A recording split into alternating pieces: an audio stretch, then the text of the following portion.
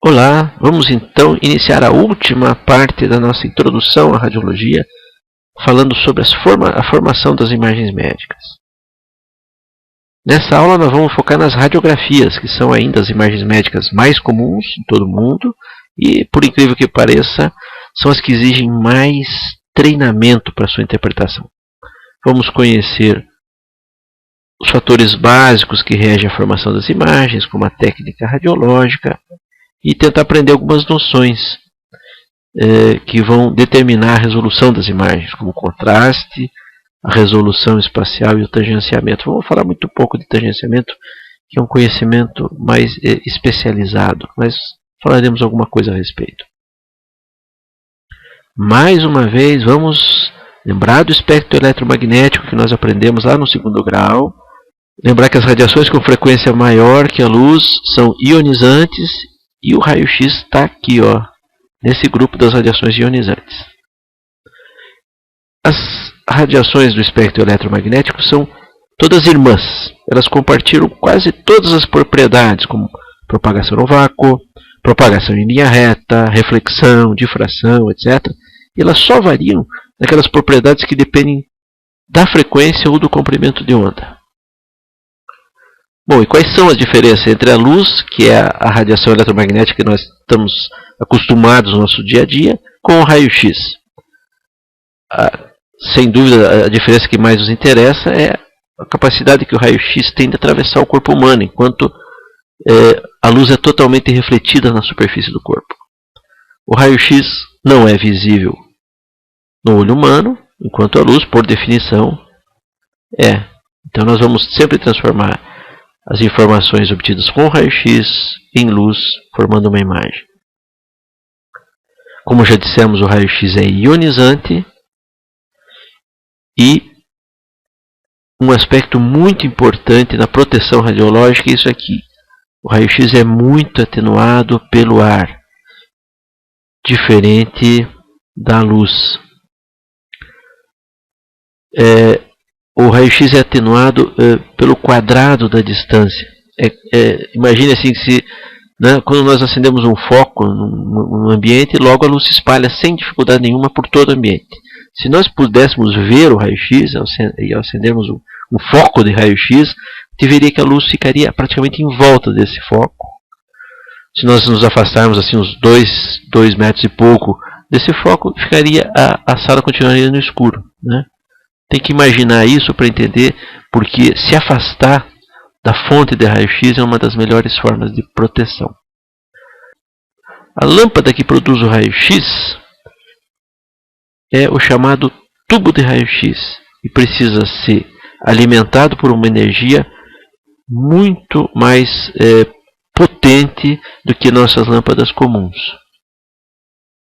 O tubo de raio-x é composto por 2 polos. O polo negativo, que nós chamamos de cátodo, que é a fonte de elétrons, que vão ser acelerados e vão se chocar com o polo positivo, chamado de anodo. Desse choque resulta uma grande quantidade de calor, que só faz mal para o tubo e deve ser rapidamente dissipada. E uma pequena quantidade de raio-x que vai formar um feixe, e esse feixe vai ser focado e lançado na direção do paciente.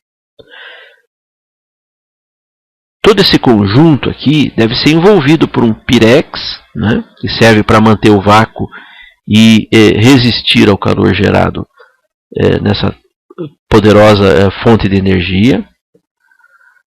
Aqui no polo negativo, para que ele realmente funcione bem como fonte de elétrons, é colocada uma pequena resistência, como se fosse uma resistência de chuveiro. Então, antes de disparar o raio, uma pequena corrente elétrica na faixa de milésimos de ampere, de miliamperes, é ligada por um determinado tempo. Ela aquece a resistência e quando a resistência aquece, fica incandescente e ela libera elétrons. Então fica uma nuvem de elétrons em torno do polo negativo. A seguir, nós criamos uma grande diferença de potencial entre os polos, não na faixa de volts, como nós estamos acostumados aqui na nossa corrente do dia a dia, mas de milhares de volts, de kilovolts. Essa diferença de potencial faz com que os elétrons se desprendam do cátodo, sejam acelerados e se choquem contra o anodo ou alvo liberando a energia.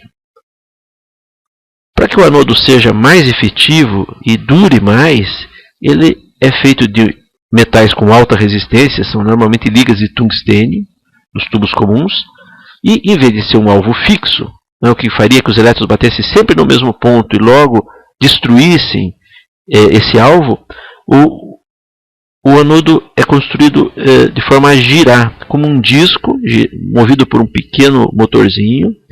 Então, antes de disparar o raio, esse anodo é posto para girar e daí sim o raio é disparado. Os raios gerados saem da proteção metálica do tubo, chamada carcaça, por uma pequena janela e são dirigidos como se fosse um holofote na direção do paciente.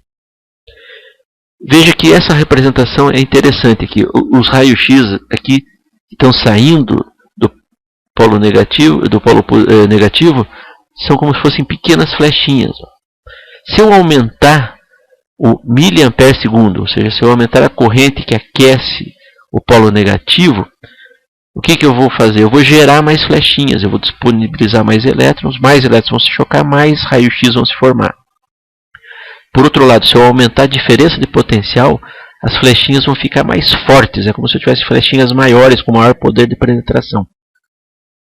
Isso é o que nós vamos trabalhar quando nós mexemos na técnica radiológica. Aqui está uma foto de um aparelho de radiologia comum. Aqui está a carcaça e lá dentro dessa carcaça metálica que está o tubo de raio-x, né? Existe uma pequena janela só para permitir o escape da radiação, e daí toda a radiação que não sair por essa janela é contida dentro da carcaça.